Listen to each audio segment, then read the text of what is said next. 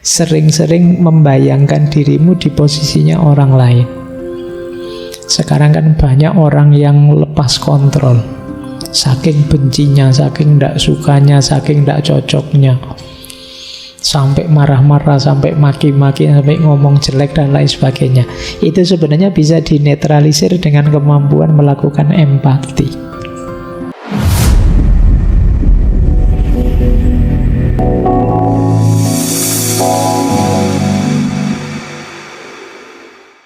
Kita awali dari dasar filosofinya. Mengapa sih orang itu kok disarankan mengalah? Kira-kira filosofi apa yang melatar belakanginya? Yang pertama, orang Jawa punya filosofi, ini dulu pernah kita bahas juga, memayu hayuning bawono, mengidealkan hidup kesemestaan yang harmonis, tidak saling nabrak, tidak saling balapan, apalagi saling jegal. Kalau bisa hadir kita, itu kalau diterjemahkan letterlek itu, memayu itu memperindah, mempercantik. Mempercantik hayuning bawono, indahnya alam semesta.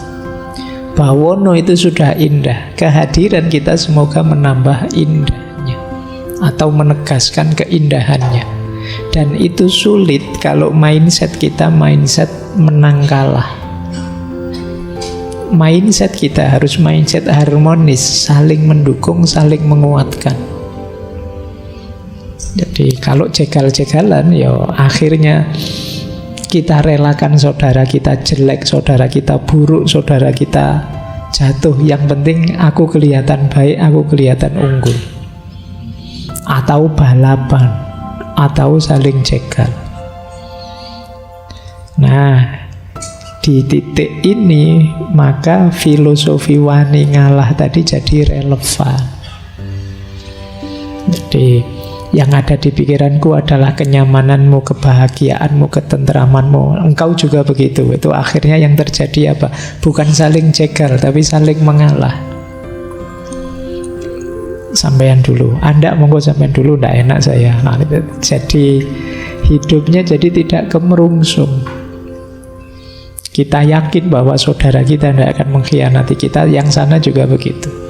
Orang bisa saling mengalah itu pasti diawali saling percaya dan didasari oleh mindset untuk memayu hayuning bawono. Kita ingin harmonis. Yo, ini nggak usah jauh-jauh dengan sesama yang senusantara, dengan saudaramu sendiri, temanmu sendiri, bahkan pasanganmu sendiri. Yo harus punya cara pandang ini. Kalau tidak ada yang mau ngalah, itu kan sama dengan tidak ada yang mau berkorban.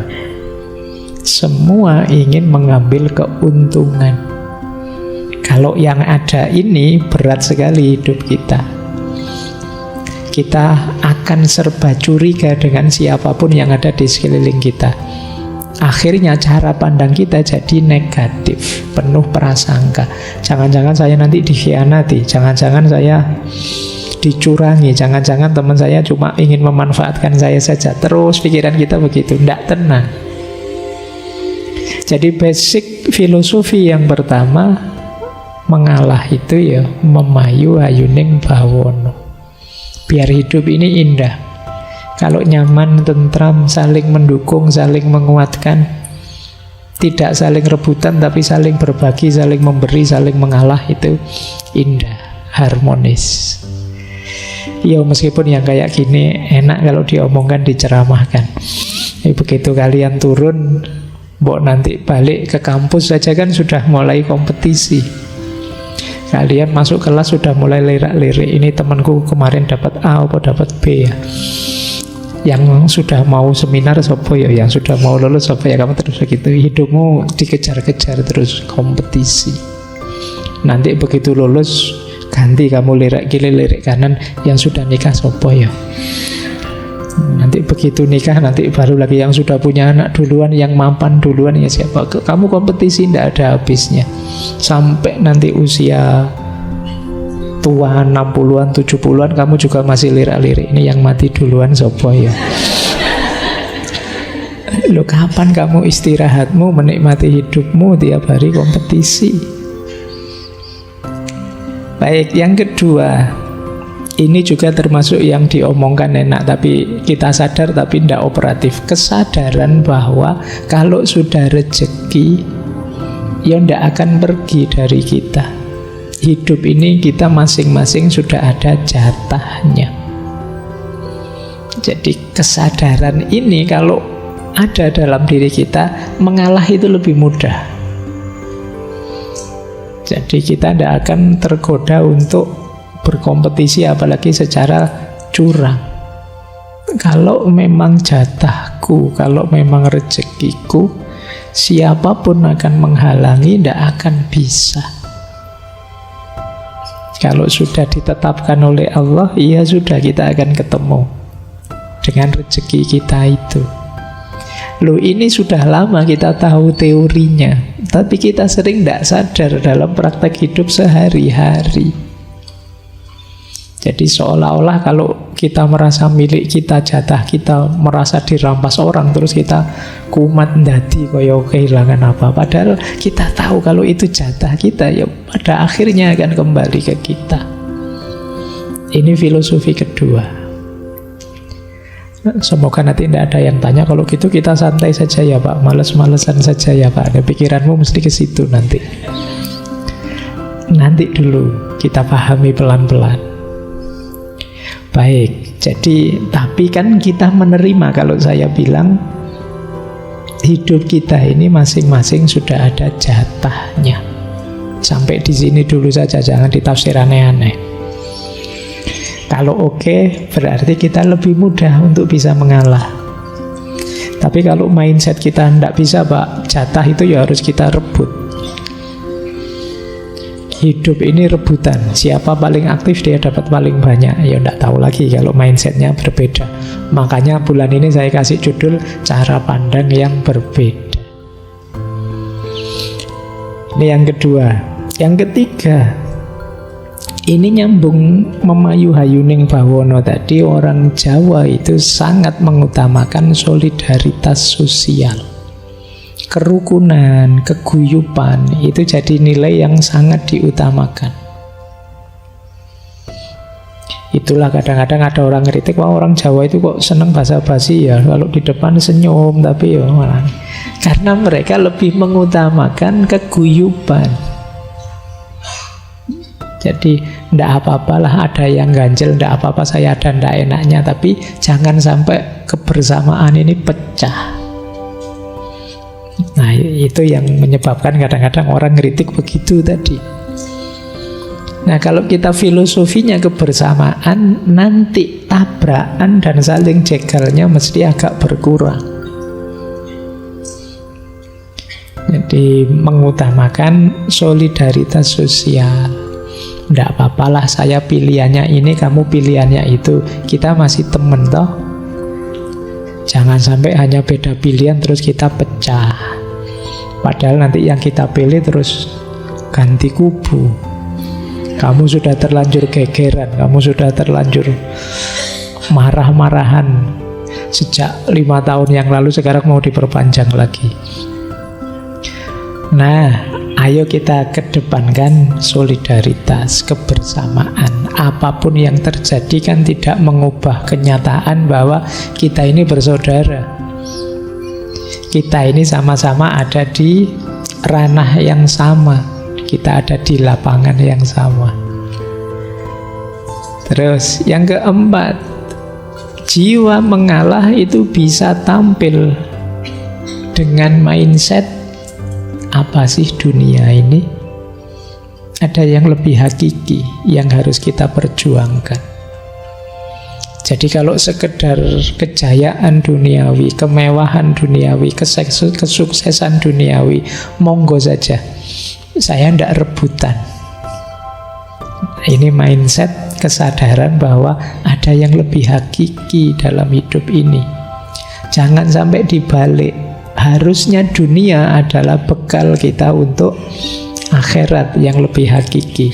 Kalau dibalik nanti yang akhirat kita korbankan demi kejayaan duniawi. Nah, ini namanya orang yang sadar ada yang lebih hakiki. Jangan sampai kita mengorbankan yang ini. Bahwa kita harus memperjuangkan pilihan dan aspirasi kita, iya. Tapi jangan mengorbankan yang lebih hakiki. Misalnya terus kalian bikin berita-berita hoax, itu kan mengorbankan yang lebih hakiki. Kamu tahu bahwa itu bohong, tapi kamu blow up saja, mumpuk menguntungkan pilihanku. Nah, ini berarti kesadaran ini tidak ada di kalian. Kalau kesadaran ini tidak ada, sulit orang ngalah. Jadi orang ngalah itu karena sadar yang dia pasrahkan, yang kemenangan yang dia berikan ke yang lain, itu bukan sesuatu yang hakiki. Monggo sajalah, kalau cuma uang, kalau cuma ketenaran, kalau cuma kejayaan, kesuksesan duniawi, monggo saja. Saya ndak kemerungsung untuk rebutan di situ. Nah, ini kesadaran akan yang lebih hakiki.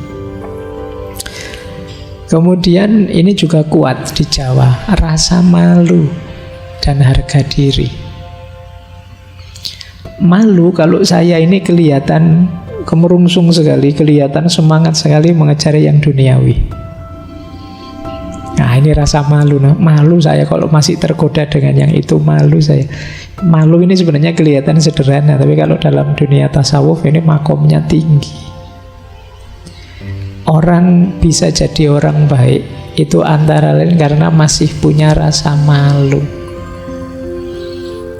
Pingin sih ya korupsi, tapi malu nanti kalau ketahuan betapa jatuh hancur semuanya. Nah, ini rasa malu.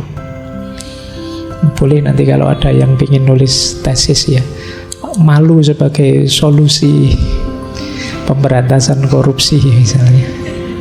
Nah, karena orang kalau sudah tidak tahu malu itu sulit direm. Yang bisa ngerem rasa dalam dirinya sendiri, rasa malu tadi. Makanya dalam tasawuf itu ada makom namanya muraqabah. Makom muraqabah itu makom seseorang yang merasa diawasi terus oleh Allah. Karena merasa diawasi terus oleh Allah, maka dia merasa tidak nyaman, malu kalau melakukan yang buruk-buruk.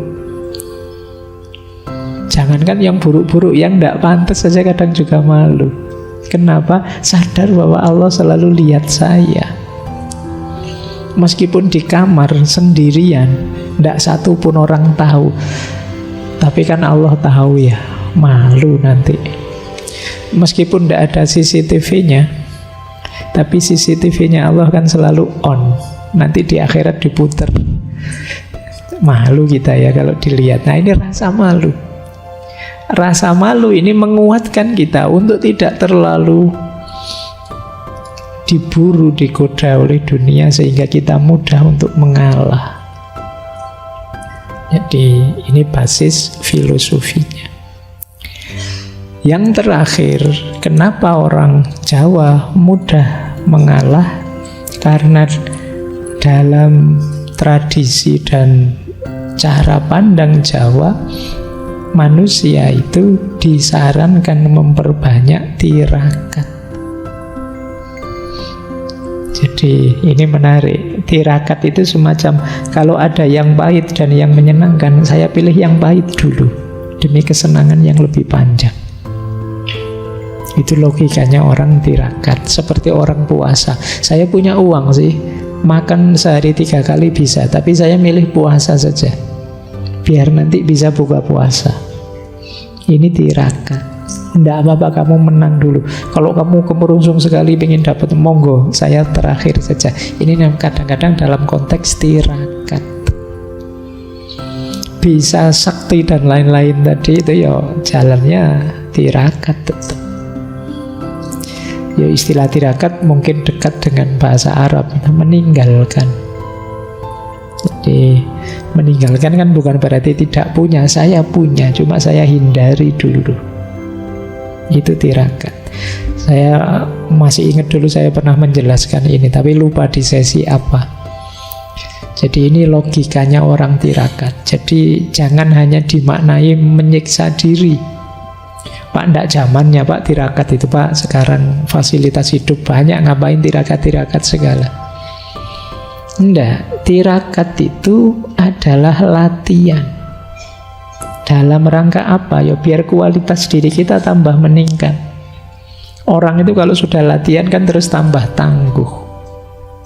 Latihan apa? Latihan tidak tergoda oleh hal-hal duniawi. Tirakat itu puasa, tapi tidak untuk melemahkan diri, tapi demi daya tahan.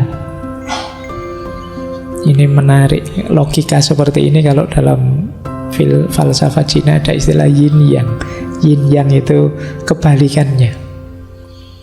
Puasa itu kan harusnya lapar, kita jadi lemah. Tapi uniknya puasa itu membuat kita tambah kuat, daya tahan kita tambah hebat.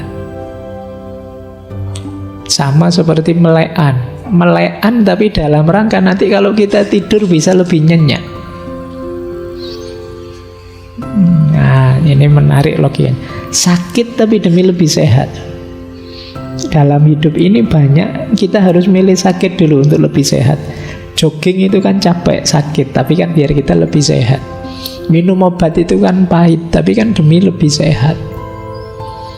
Kalian menghindari minyak-minyak itu kan pahit. Wong minyak itu gurih, enak. Apalagi daripada ndak makan nasi, mending kan kamu sering begitu, ndak nasi, ndak gorengan, ndak itu kan sering menyiksamu.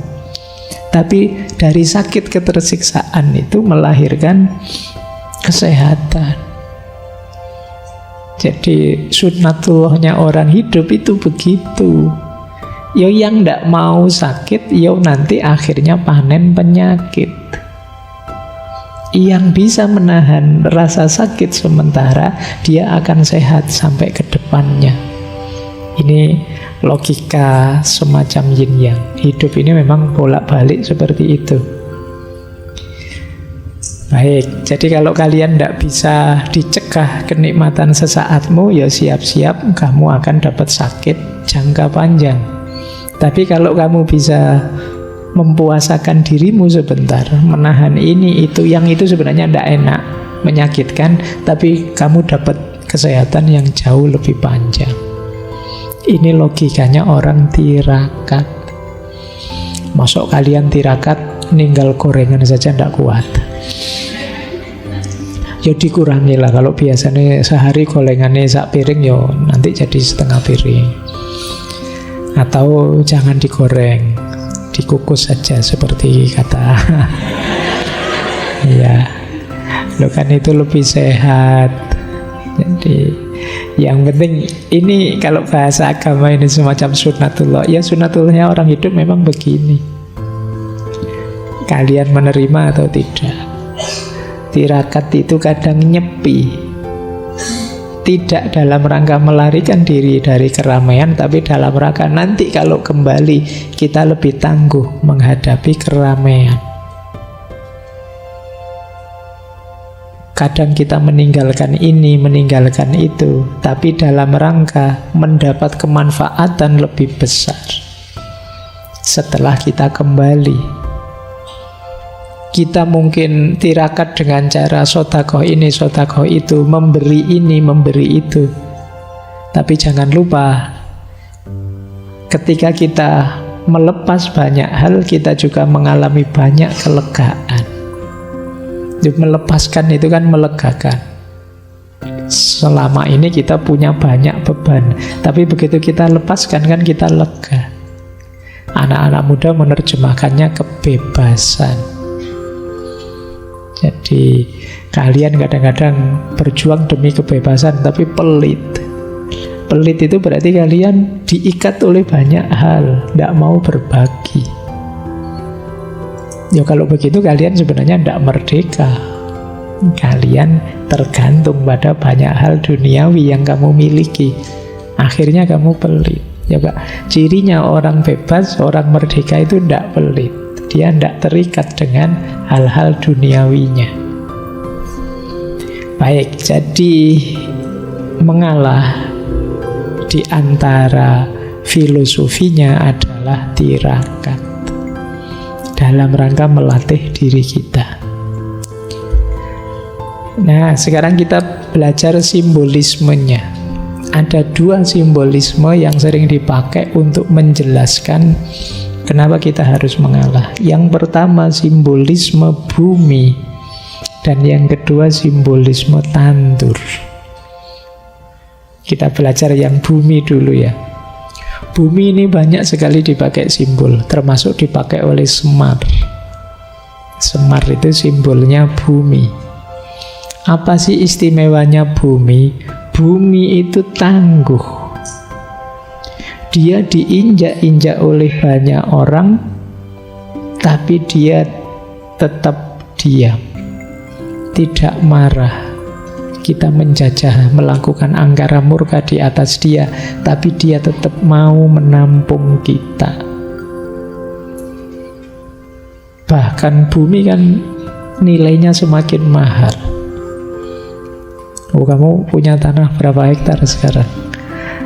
Dan tanah itu kan tiap tahun tidak sekedar naik harganya, tapi ganti harganya. Naiknya cepat sekali loh. Padahal tanah itu kan yang tiap hari kita injak, kita lecehkan, kita berangkara murka di atasnya. Tapi dia tetap tangguh, kuat, tenang, memberikan apa yang harus dia berikan. Bumi itu hebat. Semua unsur yang lain ada dalam dirinya. Bumi punya api, punya air, punya angin. Tetapi dia tidak pernah sombong, tidak pernah pamer-pamer. Itu bumi. Semua makhluk hidup tergantung pada bumi. Tumbuhan, hewan, manusia. Apalagi kita dalam banyak hal sangat tergantung pada bumi. Bahkan yang kotor-kotor bisa dijernihkan. Air kotor kita buang pada dia, pada akhirnya dia membalasnya dengan memberi yang jernih. Kalian kalau ke kamar mandi kan, yang kamu persembahkan untuk bumi kan yang kotor-kotor. Toh begitu dia memberimu yang baik-baik, yang jernih-jernih. Oh, itu simbolisme bumi. Nah, kalau kalian bisa, belajarlah dari bumi. Latihanlah jadi sosok yang tangguh, diinjak-injak, diangkara murkai, tapi tetap teguh, tidak baperan, tidak cengeng, tidak mudah mengeluh. Dilempari orang dengan keburukan-keburukan, tetap memberikan kejernihan-kejernihan. Punya banyak kemampuan, punya banyak modal besar, tapi tidak pamer. Kita berbagi apapun yang menumbuhkan, yang produktif, menghasilkan.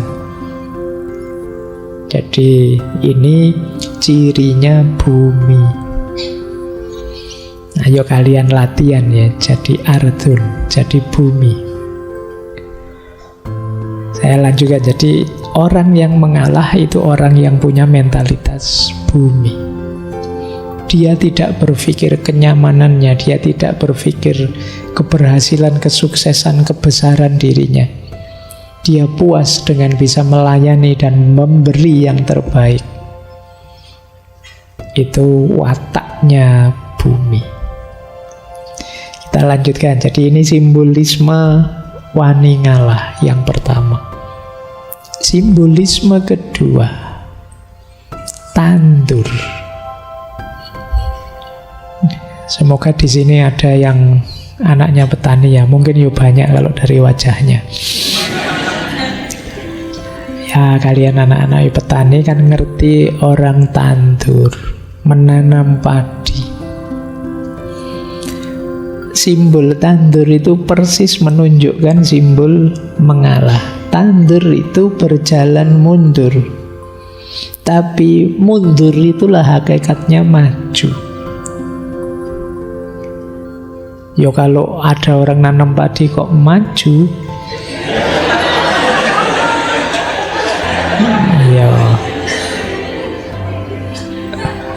Yo, kan istilahnya bukan tandur kalau gitu, tanju. Nanam sambil maju. Jadi simbolisme ngalah itu kan begitu. Kan ada istilah mengalah untuk menang. Jadi justru dengan saya mengalah, saya menang. Jadi bukan berarti kalah. Nah, ini simbol pertama. Jadi dia dilakukan harus secara mundur. Saya enggak apa-apa, kamu duluan enggak apa-apa. Justru ini kita hebat. Mundur itulah maju sebenarnya. Dengan orang mau menanam mundur, di situ nanti dia panen. Tapi kalau dia enggak mau menanam mundur, ya enggak jadi panen. Yang kedua, filosofi tandur itu menanam mundur, tidak sembarangan mundur. Kamu harus, saya itu sejak tadi nyari kata-kata yang pas ya. Basa Jawane jengking. Apa bahasa Indonesianya jengking ya? Saya nyari saya tadi. Ya saya maknai menunduk gitu saja ya. Cuma jengking itu ya ambuh. Pokoknya jengking ya. Ini bahasa Jawa bisa.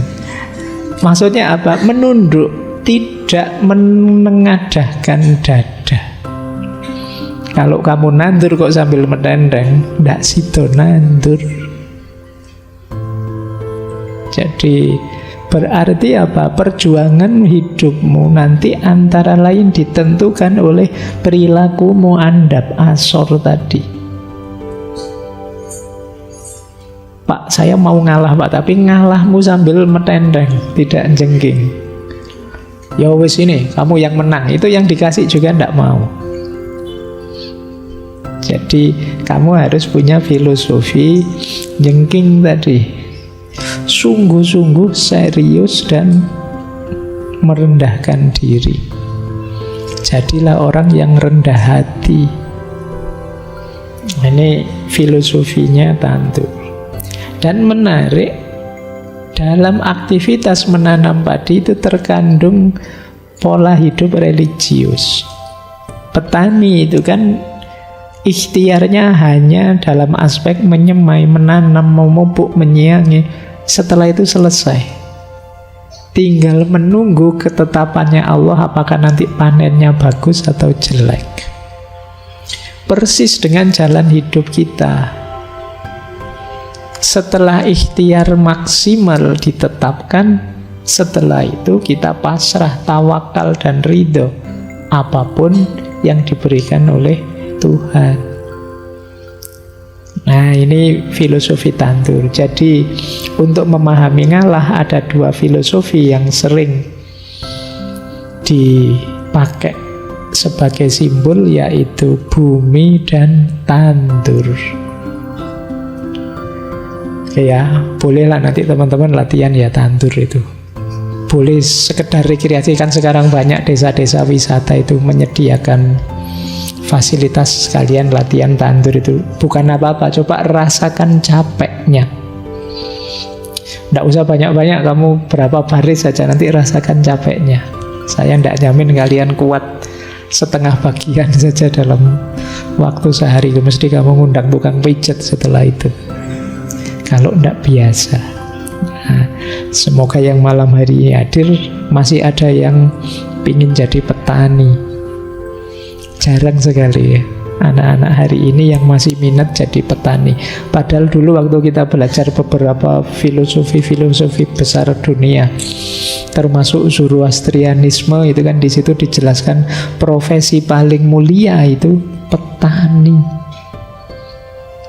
Jadi loh Pak, kok bukan guru Pak? Iya Pak, guru juga susah kalau ndak ada nasi, nggak ada makanan. Jadi tetap penopang semuanya itu petani. Jadi ayo kalian, semoga masih ada tetap yang maulah untuk, yo ndak harus kalian sendiri yang nandur, tapi ngopeni dunia pertanian.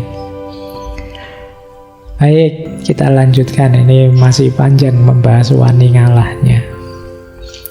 Sekarang kita belajar beberapa hakikatnya.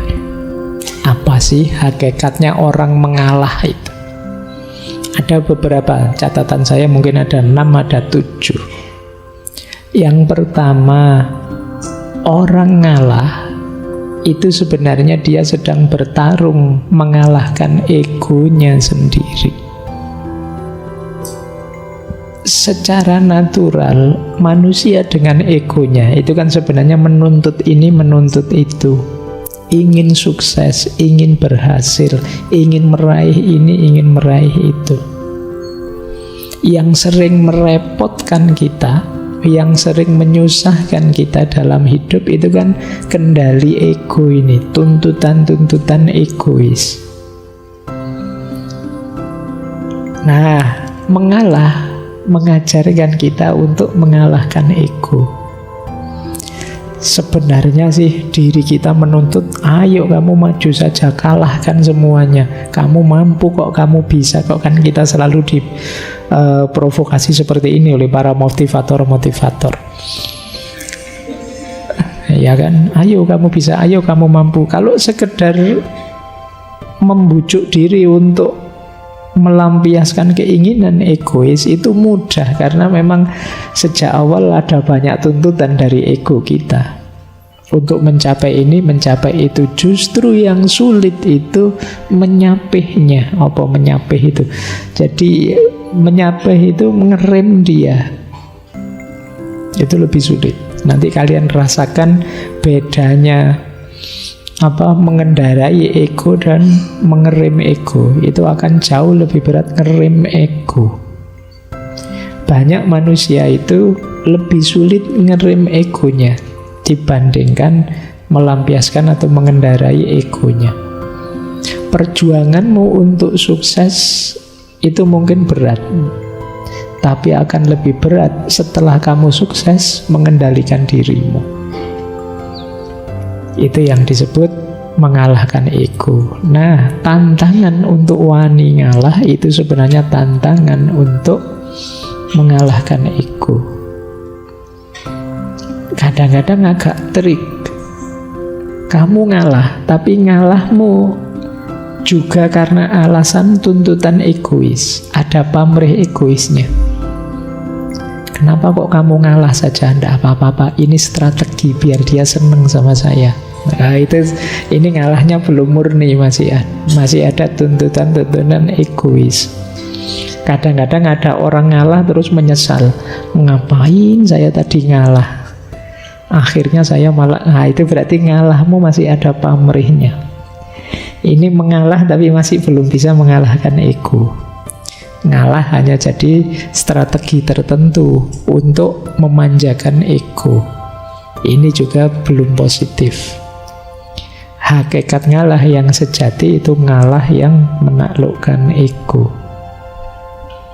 Ego penting, karena kalau tidak ada ego, tidak ada keinginan hidup, tidak ada gairah, semangat meraih ini itu, hidup kita nanti dingin. Tapi juga harus ngerti batasnya. Nah, untuk berhenti di batas itu kita perlu kemampuan ngerem tadi. Jadi ini uniknya manusia di situ. Pak, kok Allah itu ngasih kita juga ego, ngasih kita nafsu segala sih Pak, mbok yo dikasih yang baik-baik saja. Karena sebagian besar kenikmatan kita, kesenangan hidup kita ada di situ. Dan Allah itu ingin kita senang, ingin kita bahagia. Tapi yo kita tetap harus tahu batas, karena kesenangan tadi bisa blunder pada akhirnya kalau kita tidak bisa mengendalikannya. Jadi kuncinya di situ. Makanya ya tidak usah protes. Allah memberi kita nafsu, memberi kita hasrat ini, hasrat itu. Itu Allah ingin kita gembira dengan itu, senang, bahagia. Cuma ya kita harus ngerti batasnya. Nah, kuncinya di rem tadi. Oke. Yo seperti mobil kan, kalau ngegas terus, ya wassalam. Kamu tidak akan bisa memanfaatkan secara maksimal mobil yang kamu miliki. Agar lengkap, ya ada gasnya, ada remnya.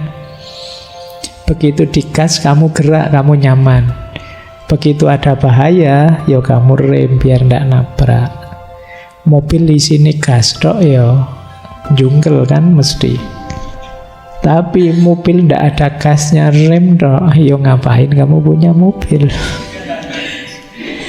Nah, di situ pentingnya kamu tadi ya harmonis, keseimbangan. Nah, jadi ngalah melatih ego kita. Filosofi yang kedua, ngalah berhubungan dengan kekuatan kontrol diri.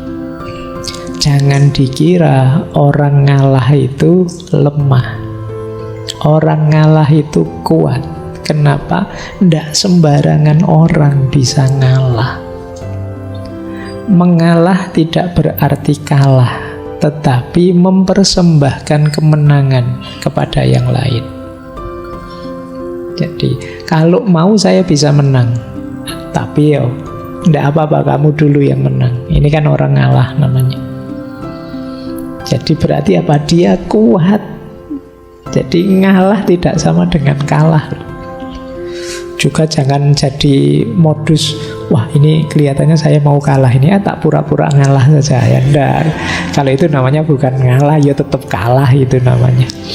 Orang ngalah itu dia tahu dia bisa menang, tapi dia milih membahagiakan yang lain.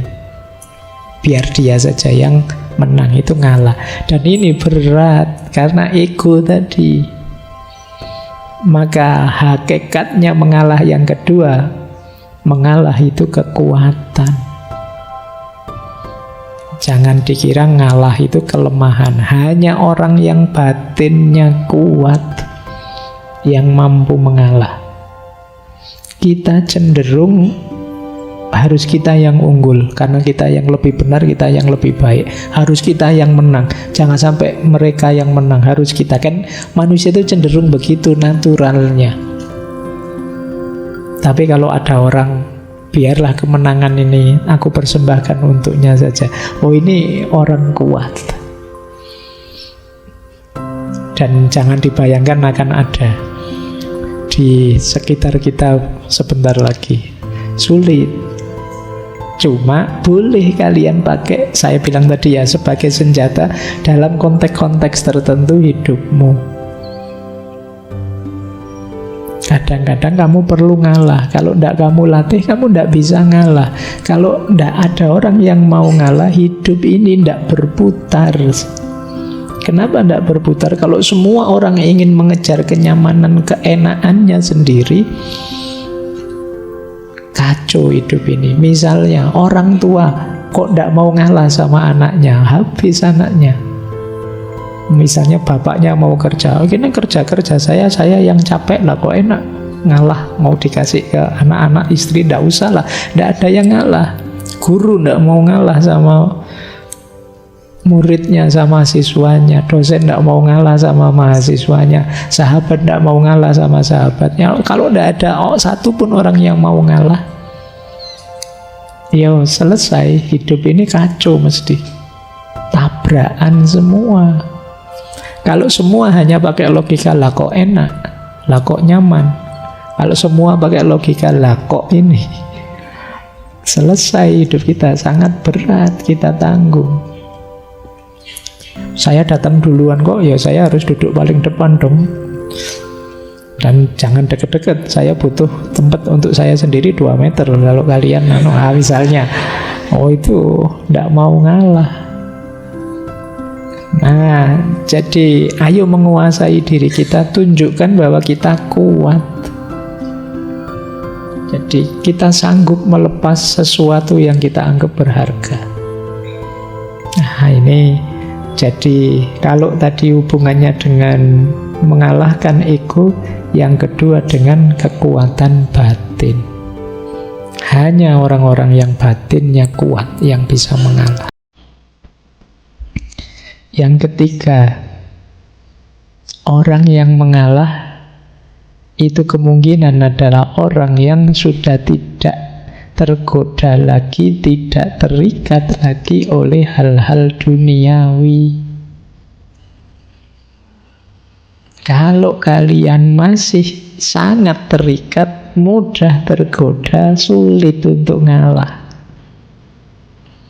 Masih mudah terjebak dengan godaan-godaan untuk menang, untuk unggul, untuk nomor satu. Makanya di situ ada peribahasa Jawa yang menurut saya menarik untuk hidup nyaman, tidak terlalu terikat dengan dunia. Sing wis lunga lalekno, sing durung teko entenono, sing wis ana syukurono. Oh, ini kalimatnya menarik ya, kayak kita kemarin waktu belajar self love itu, cuma ini dalam bahasa Jawa.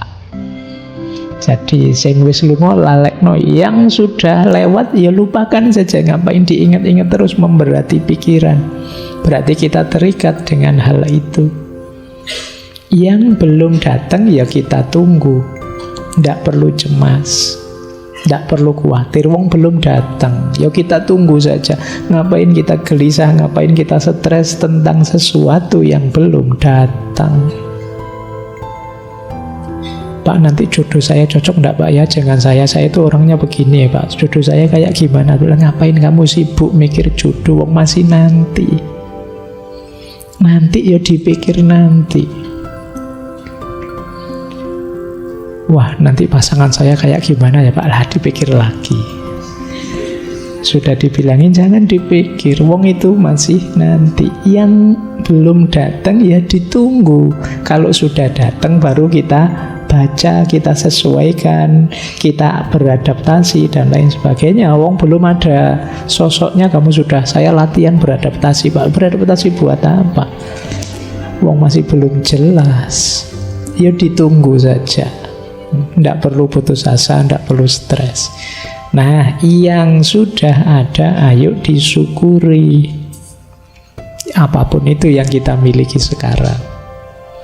Nah, nanti yang sudah ada akan jadi masa lalu, ya sudah kita lupakan. Yang sekarang kita syukuri pada akhirnya akan lewat. Yang kita tunggu akan datang jadi masa sekarang. Nah, yang akan datang akan ada lagi. Ini hidup, bagian dari cokro manggilingan kalau dalam bahasa Jawa.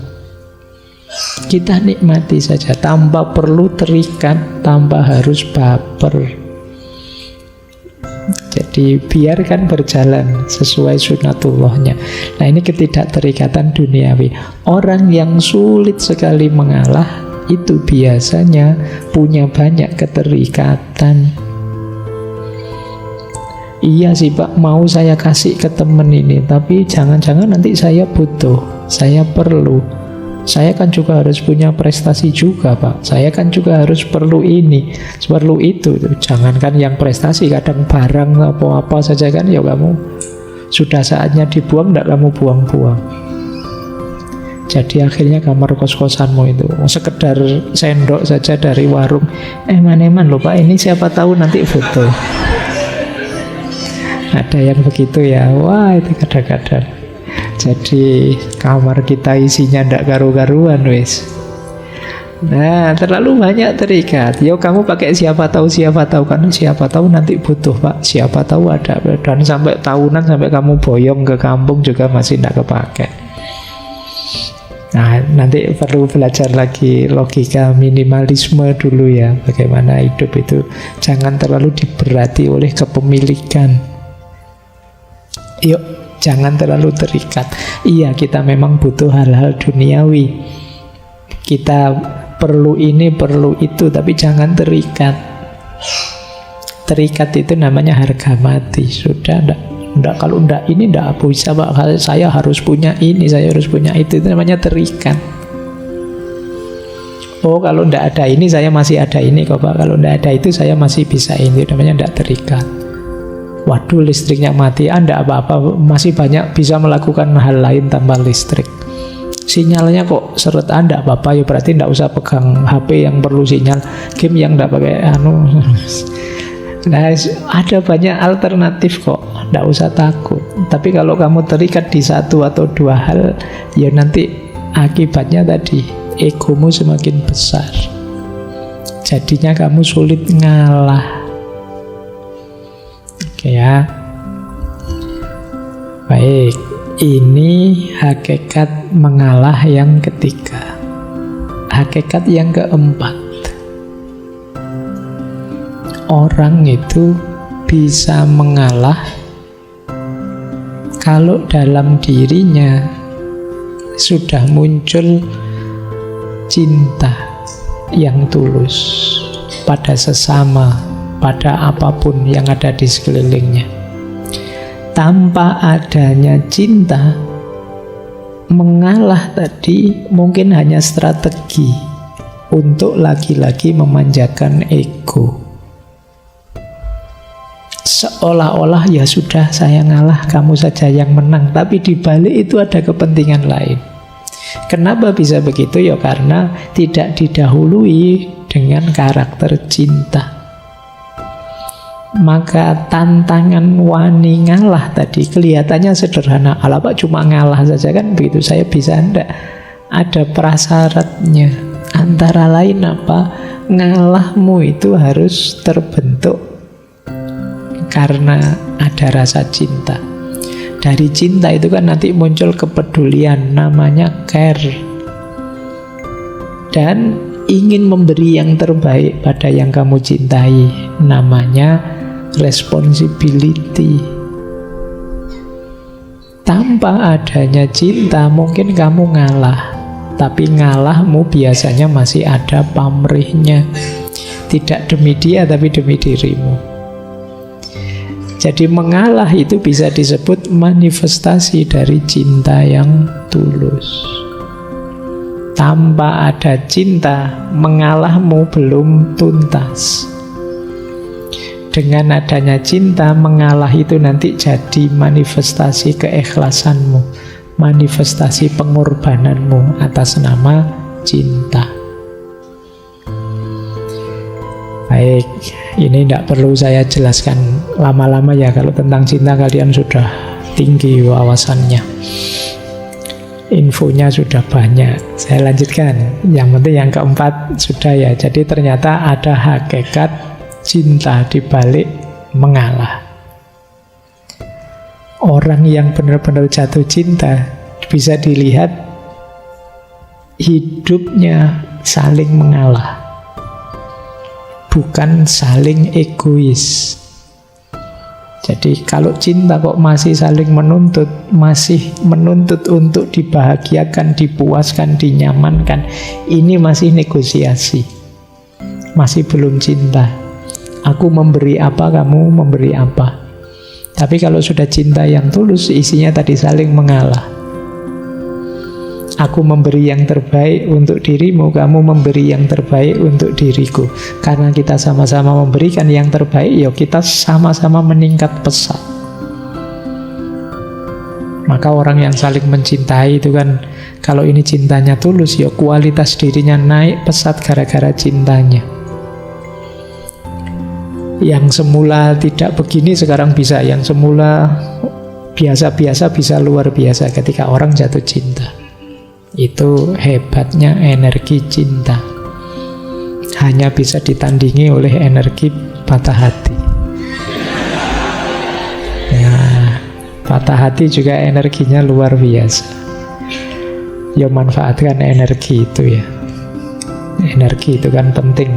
Kalian kalau tambah energi kan tidak bersemangat apa-apa. Ya siapa tahu ada yang banyak patah hati, nanti kita bisa bikin pembangkit listrik tenaga patah hati. Baik. Iya kan tidak butuh batu bara, tidak butuh lagi. Baik, kita lanjutkan. Ini yang keempat, hakikatnya mengalah. Yang kelima, kenapa sih orang bisa mengalah? Karena jiwanya adalah jiwa yang luas. Hatinya hati yang pemaaf. Orang yang ngalah itu kan kuncinya 3. Dia mengutamakan yang lain, mendahulukan yang lain, dan memaafkan yang lain. Ini kan seorang pengalah. Nah, berarti apa? Selain penuh cinta, orang yang mengalah itu sebenarnya punya karakter pemaaf. hatinya luas.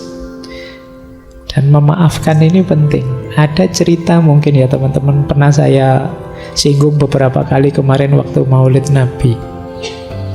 Rasulullah itu kan pernah satu ketika ada tetangga beliau, orang Yahudi yang benci sekali sama beliau. Setiap kali Rasulullah berangkat sholat subuh pagi-pagi, selalu diludahi oleh orang ini. Begitu lihat Rasulullah lewat, diludahi, cus pokoknya itu. Ya, dan Rasulullah ini ya karena jiwanya sangat luas, sangat pemaaf, pengalah kalau dalam istilah malam hari ini, ya beliau terima saja itu. Nah, pada akhirnya satu ketika setelah berhari-hari seperti ini terus, tiba-tiba satu pagi ketika Rasulullah berangkat ke masjid, tidak ada yang meludahi. Malah heran Rasulullah, loh ini mana ludahnya yang tiap hari datang. Akhirnya beliau tanya pada orang di situ, ini mana orang ini yang biasa meludahi saya? Oh, beliau Rasulullah sedang sakit, makanya tidak sempat meludah. Ya kalau sakit masih nyempet-nyempetin meludah, ya kebangetan. Nah, begitu tahu sakit, Rasulullah terus dengan kebesaran hati beliau, sifat pemaaf dan pengalah beliau, ya terus didatangi orang ini. Dan orang ini betapa tersentuh hatinya, karena ternyata engkau yang orang tiap hari aku ludahi adalah orang pertama yang menjengukku waktu sakit. Ini kan luar biasa, jiwa pecinta, jiwa pemaaf, jiwa pengalah. Dengan contoh ini kalian boleh bilang mengalah ternyata memang bukan berarti kalah. Pada akhirnya kan tetap yang menang Rasulullah. Orang ini kan terus jadi masuk Islam. Nah, mungkin saja dengan mengalahmu ada banyak keberhasilan, kesuksesan, buah dari mengalahmu yang lain. Nah, ini penting. Ya, memaafkan itu kan nilai yang mulia. Di situ saya tulis, memaafkan itu membahagiakan meskipun berat. Yang pertama apa? Dengan kita memaafkan itu mengurangi kegelisahan kita, mengurangi kegelapan hati kita. Orang yang tidak memaafkan itu kan orang yang dendam. Orang yang dendam itu ya orang yang gelisah, tidak nyaman. Jadi kalau bisa ya kamu buang saja beban itu. Ngapain diam-diam kamu membebani dirimu dengan dosanya orang lain kalau itu dosa. Jadi kurangi dengan cara memaafkan. Kurangi juga dengan cara mengalah tadi. Ya, dengan kita memaafkan kan nanti mengurangi rasa marah, mencegah perilaku tidak terkontrol. Kadang-kadang kan kita itu karena saya disakiti, saya harus balas menyakiti. Sana juga begitu, loh saya disakiti, balas-balasan tidak ada akhirnya nantinya. Hidup kita dan waktu kita habis sia-sia hanya untuk balas-balasan. Dan jangan lupa memaafkan juga menumbuhkan kebanggaan diri. Bisa memaafkan itu kan bangga kita. Ternyata aku ini lumayan dah, ya tidak mulia-mulia amat, tapi ya lumayan bisa memaafkan. Itu kan kebanggaan diri sudah. Jadi ya latihan memaafkan ini bagian dari jiwa pengalah tadi. Lanjut. Nah, ini yang sering disebut orang. Mengalah itu jangan dikira lemah. Justru mengalah itu kadang-kadang strategis, visioner. Mungkin kalian ingat quotes yang atas itu dari Raden Mas Sosrokartono, ngeluruk tampo bolo, menang tampo ngasorake. Ngeluruk tampo bolo itu menyerbu tanpa pasukan, menang tanpa ngasorake. Kita mengalahkan tapi tidak menundukkan, merendahkan.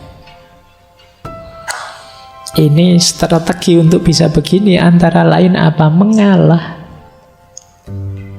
Begitu kita mengalah, kita melakukan kebaikan, mengalah tadi untuk seseorang, dia akan tersentuh hatinya, sehingga dia balas, ingin membahagiakan kita, ingin memberi kita sesuatu. Ya nama lain dia tunduk akhirnya pada kita. Itu kan kita semacam menyerbu dia tanpa pasukan. Pasukan kita ya kebaikan hati tadi. Antara ini mengalah. Jadi tidak usah putus asa dengan kebaikan, lakukan terus pada siapapun. Pada akhirnya orang yang kita beri kebaikan itu ya akan takluk pada kita, seperti orang yang diserbu pasukan, padahal itu tidak ada pasukannya apa-apa, hanya pasukan kebaikan. Itulah ngeluruk tanpa bolo. Manusia itu selama masih manusia, kalau dia diberi kebaikan terus, tidak mungkin tidak tersentuh hatinya. Sejahat apapun dia, ya kayak di film-film itu kan kadang penjahatnya ragu-ragu karena tokohnya sangat baik lakonnya. Itu nama lain dari ngeluruk tanpa bolo. Dan menang tanpa ngasorake, tidak membuat malu yang lain. Ya dengan jalan mengalah tadi. Dengan jalan kita mengalah, monggo sampean yang duluan, monggo sampean yang juara, yang berprestasi, monggo sampean. Nah ini membuat dia kan tidak rendah, tapi hakikatnya kita yang menang. Itulah menang tanpa ngasorake. Kalau kalian bisa seperti ini, hidup ini mungkin tetap kompetitif, tapi tidak saling merendahkan, tidak saling menjatuhkan. Disitulah rahasianya mengalah untuk menang. Kalau dalam bahasa Inggris ada peribahasa, you may lose the battle but you win the war. Atau you do not need to win every battle to win the war. Engkau mungkin kalah dalam battle. Battle itu ya pertemuan sekelompok pasukan, tapi tetap win the war. War itu ya peperangan secara keseluruhan. Jadi ya kayak misalnya ini medan perang, pertarungan satu orang lawan satu, pertarungan sekelompok lawan sekelompok, itu namanya battle. Tapi peperangan secara keseluruhan ini namanya war.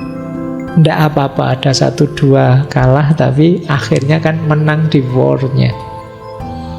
Yes, kayak kalian kalau main game-game apa itu loh, kan ada yang kadang ada kalahnya, kadang tidak apa-apa sih, dalam rangka menang secara keseluruhan. Persis kayak kalian kalau main catur, kadang-kadang tidak apa-apa wis, kudanya dikorbankan, bentengnya dikorbankan, prajuritnya dikorbankan, asalkan nanti kita menang. Itu lost the battle but win the war. Kalah battle-nya tapi menang war-nya. Nggak apa-apalah sekarang IP saya rendah jadi lulusnya biasa-biasa, kamu cum laude, di sisi ini saya kalah. Tapi dalam hidup yang sebenarnya nanti, wah saya sukses luar biasa jadi pengusaha konglomerat, kamu cuma pegawai saya misalnya. Nah itu lost the battle tapi win the war. Nah ini jadi kadang-kadang mengalah itu bisa dijadikan strategi. Di banyak kisah-kisah perang, ya nanti kalian bolehlah baca-baca strateginya Sun Tzu atau Three Kingdom dan lain sebagainya. Banyak strategi-strategi ini dipakai, diumpankan ini biar kalah, kemudian di strategi yang di sini sengaja ngalah biar yang secara umum menang dan lain sebagainya. Itu namanya lost the battle tapi win the war. Ini penting, yo hidup juga harus taktis. Jangan nyeruduk terus, maju terus, gampang kalah. Ada strategi mundur sebentar, ada ngalahnya, tapi nanti kita memenangkan seluruh peperangan. Nah ini ada rahasia ini juga dalam mengalah. Jadi visioner dan strategis, melihat jauh ke depan. Tidak apa-apa sekarang saya kalah, tapi kedepannya nanti saya sudah target ke sana. Dengan modal sekarang saya bisa menang. Nah, ini namanya lose the battle tapi win the war. Ini hakikat mengalah yang keenam. Hakikat ngalah yang ketujuh. Ternyata banyak hakikatnya ya. Padahal judulnya cuma 2 kata, wani ngalah, tapi rahasianya luas. Mengalah itu bagian dari spiritualisasi kehidupan. Yang duniawi tadi kita ilahikan, kita spiritualkan. Ada yang bilang ngalah itu sebenarnya dari akar kata ngallah,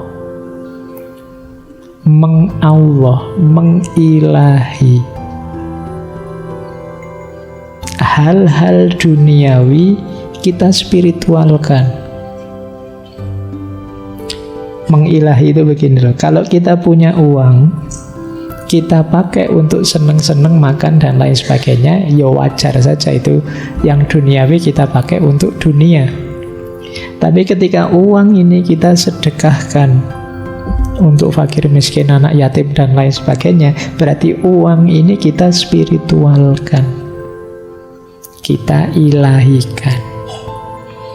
Nah, mengalah juga punya logika seperti itu. Biarlah aku membahagiakanmu, biarlah aku berikan ini untukmu, itu kan ngalah. Tapi dengan ini yang aku berikan tadi, kalau aku nikmati sendiri ya itu nilainya biasa saja. Tapi begitu aku berikan padamu, nilainya jauh berbeda. Sekarang dia bersifat spiritual. Sama-sama uangnya dibuat main dengan dibuat sedekah itu kan beda. Ketika dibuat sedekah, uang ini jadi spiritual. Kemenangan kita juga begitu, kepemilikan duniawi kita juga begitu. Nah, cara menspiritualkan antara lain dengan cara mengalah tadi. Jadi, menspiritualkan peristiwa sebagai sarana menuju Allah. Tidak lagi fokus pada keuntungan atau kemanfaatan duniawi. Inilah hakikatnya mengalah. Sudah ada 7 hakikat mengalah. Nah, ganti sekarang. Hakikat sudah ya. Sekarang karakter pendukung. Pak, kok berat Pak saya mau mengalah itu? Latih pertama kali dengan membentuk karakter. Ada 4 karakter yang bisa memudahkan kita mengalah. Yang pertama, empati.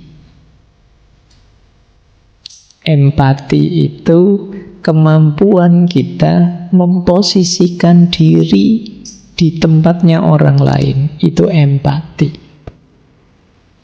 Orang yang kuat empatinya lebih mudah mengalah. Iya ya, seandainya saya seperti temanku itu. Nah, ini namanya kemampuan empati. Mungkin aku sesedih dia, mungkin aku ya stres seperti dia. Ini namanya kemampuan empati. Kenapa tadi kamu bisa mengalah? Karena aku bisa merasakan yang dia rasakan. Kalau saya kalah, gagal, wah sedihnya mesti berat sekali. Wah, dia juga pasti begitu. Sudahlah, kamu dulu saja, tidak apa-apa. Nah, jadi kemampuan empati itu bisa lahir ketika mengalah itu bisa lahir ketika teman-teman bisa empati. Latihanlah berempati ya. Sering-sering membayangkan dirimu di posisinya orang lain. Sekarang kan banyak orang yang lepas kontrol. Saking bencinya, saking tidak sukanya, saking tidak cocoknya, sampai marah-marah, sampai maki-maki, sampai ngomong jelek dan lain sebagainya. Itu sebenarnya bisa dinetralisir dengan kemampuan melakukan empati.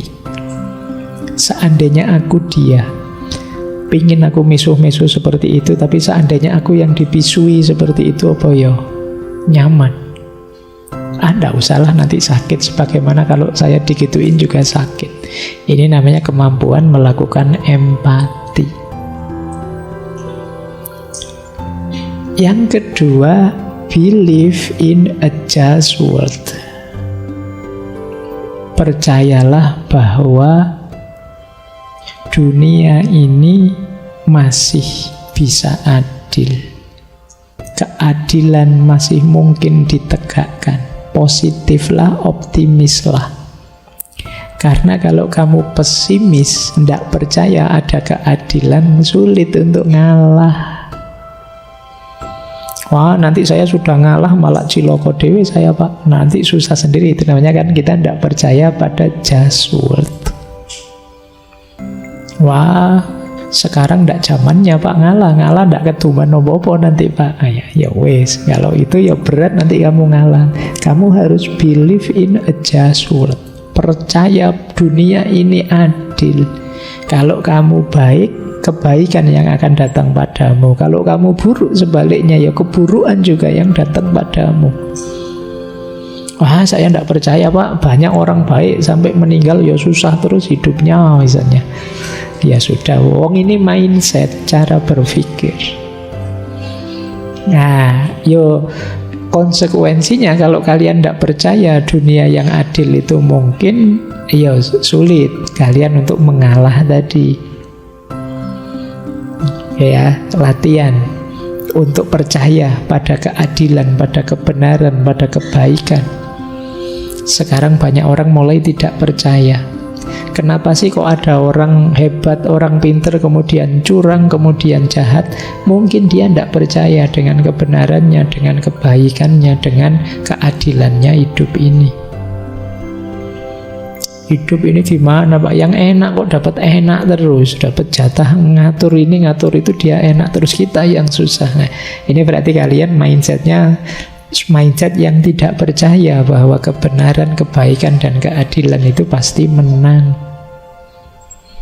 Ya sudah, ya sulit berarti untuk masuk ke ranah mengalah ini. Yang ketiga, self-control. Tadi jadi kunci untuk ngalah ya, latihan self-control. Dimulai yang sederhana, entah apalah yang kamu ngontrol dirimu. Jadi ini yang disebut self-control. Kamu sengaja saja latihan. Subuh misalnya, habis sholat subuh, ingin sebenarnya tidur Pak, latihan tidak tidur. Oh, itu hebat kalau mau latihan. Sebenarnya saya tidak ingin tidur Pak, saya nyoba tidur. Ya, itu mbok balik pengen enak kamu. Latihan ya mengendalikan diri. Masuk warung juga begitu. Mau ngambil ini ngambil itu, ditahan, latihan ngambil yang murah saja, wong kamu bawanya juga duit sedikit. Itu juga self control, latihan menahan diri. Dan yang keempat, latihan nyapih ego tadi. Jadi latihan menyapih ego itu sekali-sekali kamu tunjukkan pada dirimu sendiri bahwa ternyata aku itu ya lemah. Ternyata kadang-kadang aku itu ya keliru. Ternyata yang kuinginkan kadang-kadang juga tidak baik, ada jeleknya juga. Ternyata cita-citaku juga tidak selalu positif. Ini namanya latihan untuk nyapih ego. Biar kamu tidak merasa besar, merasa hebat, merasa paling pinter, merasa paling jago. Terus kalau bahasa Jawa ini akhirnya kamu ngendas-endasi yang lain. Jadi kamu merasa lebih tinggi, lebih hebat, lebih jago. Ternyata saya juga biasa Pak, banyak sekali kelemahan. Saya mudah tergoda, saya mudah tertipu, saya mudah ngantuk juga, saya mudah ini low ego. Kesadaran bahwa saya juga masih banyak kelemahan. Ini 4 karakter yang perlu teman-teman latih. Antara lain untuk meluaskan hati, memudahkan untuk mengalah dan memaafkan. empatik, percaya dengan kebenaran, keadilan, kebaikan, kemudian kontrol diri, dan ego yang tidak terlalu tinggi. Lanjut. Nah, ini yang sering diprotes orang. Pak, opo kita terus-terusan mengalah dalam hidup ini lah, ndak maju-maju kita, ndak sukses-sukses kita. Iya, tentu saja tidak semua dimensi hidup kita mengalah. Mengalah itu salah satu solusi dalam hidup. Kalau teman-teman nanti belajar tentang strategi menyelesaikan konflik, mengalah itu salah satunya. Nah, di situ saya sebut ada yang menghindar. Kalau ada masalah, ada konflik, menghindar saja. Itu juga solusi. Kadang-kadang memang kita harus menghindar. Masalah tertentu. Tidak semua masalah kamu harus lari, tapi memang ada masalah yang sebaiknya kamu menghindar saja, jangan ikut-ikutan. Ada yang bisa jadi kerjasama, komunikasi yang baik, dicari solusi bersama. Ada yang harus kompromi, negosiasi.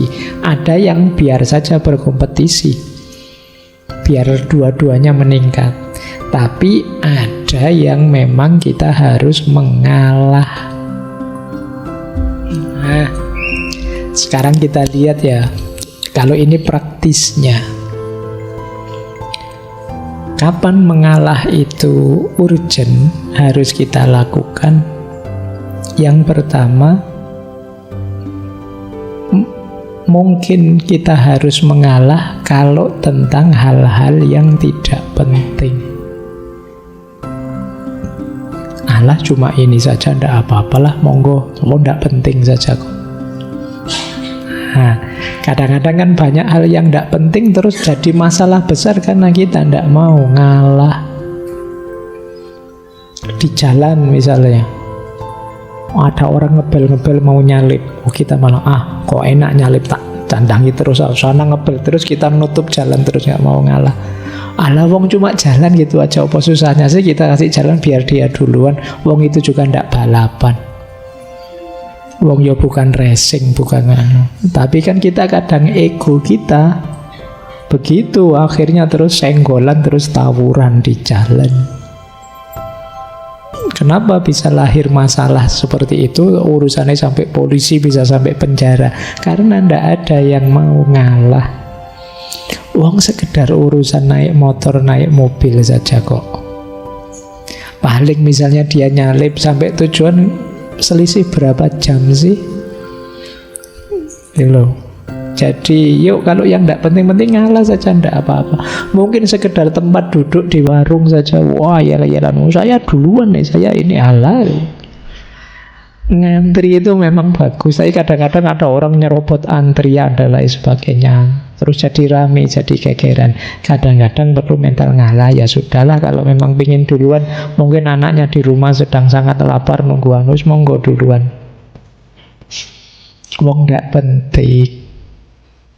Jadi masih, seandainya kita telat, kita kalah, kita ndak duluan, ya ndak ada efek apa-apa untuk hidup kita. Nanti selesai ngaji, rebutan keluar duluan, nyari sandal, nyari motor itu kan, ya terus ayo latihan ngalah, ya monggo yang mau duluan ini. Oh ternyata motor saya yang nutupi jalan, ya kamu duluan. Kan gitu saja. Tidak harus dibikin rumit. Kita sering membuat rumit hal-hal yang simpel.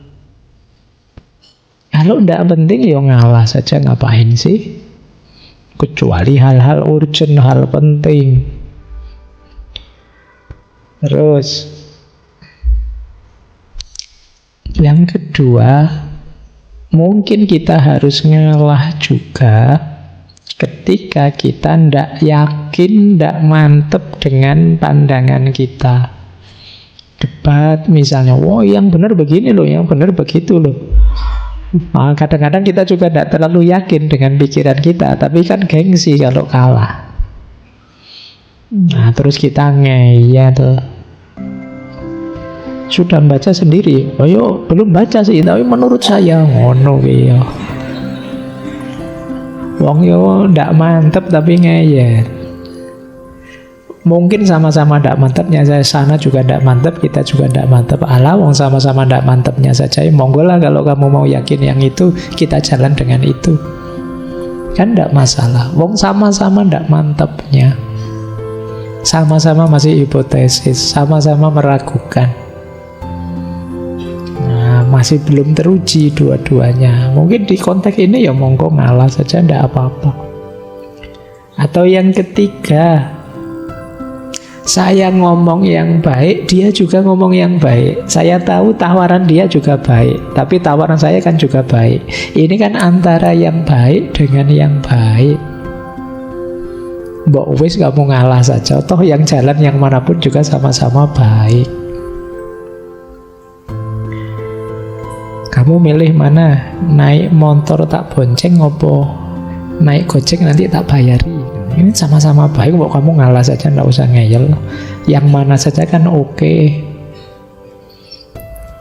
Nanti jangan kekeran, sudahlah naik gojek saja tak bayari, mbok ndak tak bonceng saja. Terus kekeran, ngapain wong podo-podo api Sudah ditetapkan salah satu, kamu ngalah, ya sudahlah kalau kamu pengen bonceng, ayolah. Kan gitu saja selesai. Gitu loh. Kamu milih mana nanti? Itu kan tempat duduk saya. Misalnya, saya biasanya ngaji di situ kok. Ya sudah, kamu pakai tempat duduk saya, atau saya pakai tempat dudukmu, itu ya podo wae lah, wong ngaji cuma di sini. Saya sama-sama baik, sama-sama ngajinya. Kadang-kadang kita itu berhadapan dengan pilihan yang baik dengan yang baik, karena memang basicnya kita ini kan orang-orang baik dalam tanda petik ya, tidak jahat sama sekali. Saya menginginkan kebaikan, dia juga menginginkan kebaikan kok. Cuma sudut pandangnya saja beda. Dalam konteks ini mungkin ya mengalah bisa jadi solusi biar tidak ada masalah yang tidak perlu. Pakai solusimu, ayo, tidak apa-apa. Menurut saya juga baik. Solusiku kalau kamu mau ini kan gitu saja. Yang terakhir, kadang-kadang kita perlu mengalah ketika ada nilai lebih penting yang harus diperjuangkan. Sudahlah, saya ngalah, ndak apa-apa, ikut kamu. Karena kalau saya ndak ngalah, nanti kita bisa pecah persahabatan ini. Bagi saya persahabatan lebih penting. Jadi ada nilai lebih tinggi yang ingin kita pertahankan. Jadi kadang-kadang kita perlu yang semacam ini. Sudahlah, tidak apa-apa, saya yang kalah nanti. Kalau kamu kalah bisa lebih fatal akibatnya, misalnya. Nah, ini namanya memperjuangkan nilai. Demi memperjuangkan nilai ini, tidak apa-apa, saya ngalah, saya berkorban ini, saya berkorban itu. Jadi ada situasi-situasi yang sebaiknya kita mengalah. Ya tentu saja tidak semua situasi. Misalnya situasi kayak tadi yang pertama, kalau tidak terlalu penting ya. Tapi kalau sangat penting ya jangan ngalah. Menyangkut nyawa misalnya ya jangan ngalah. Kalau ada yang bilang ambil saja nyawaku, itu kan hanya anak-anak gombal yang bilang begitu. Aslinya ya jangan. Kalau urusan yang sangat penting. Makanya tadi saya bilang ini senjata harus pas makainya. Ada beberapa quote yang mungkin teman-teman bisa merenungi ya. Kenapa kita harus mengalah? Ada peribahasa menarik. Diam bukan berarti lemah. Mengalah bukan berarti kalah. Berserah bukan berarti menyerah. Semua ada waktunya. Ya tidak sepenuh hidup kita mengalah. Nanti ada waktunya. Kalau waktunya ngalah, ya mari kita ngalah saja demi nilai yang lebih besar tadi. Ada kalanya orang mengalah itu juga terpaksa. Itu ada quote kedua itu. Tiap hati punya batasnya. Kalau sudah di ujung jenuh, ia akan mundur tanpa disuruh dan mengalah tanpa diperintah. Nah, ini kalian mungkin bisa mengkontekskan dalam hidupnya ya. Kadang-kadang kamu berhadapan dengan situasi yang ya mau ndak mau saya harus ngalah. Kalau diterus-teruskan gini saya capek. Nah, itu situasi batas yang ya sudah. Memang ndak bisa diperbaiki lagi. Ndak bisa saya ngalah sudah. Itu situasi itu kita harus ngalah. Ada juga ngalah itu tuntutan situasi.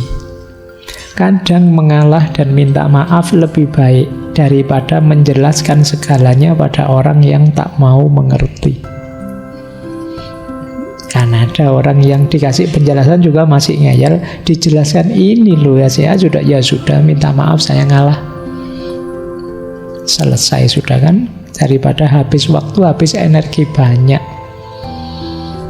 Kan banyak itu kan, kadang kamu gegeran di medsos lama sampai ratusan jawab-jawaban. Ya sama-sama ngeyel, sama-sama ndak mau ngerti. Ya daripada gitu kamu nonton drama Korea saja, daripada waktumu habis untuk ayel-ayelan. Nah, yang terakhir itu menarik.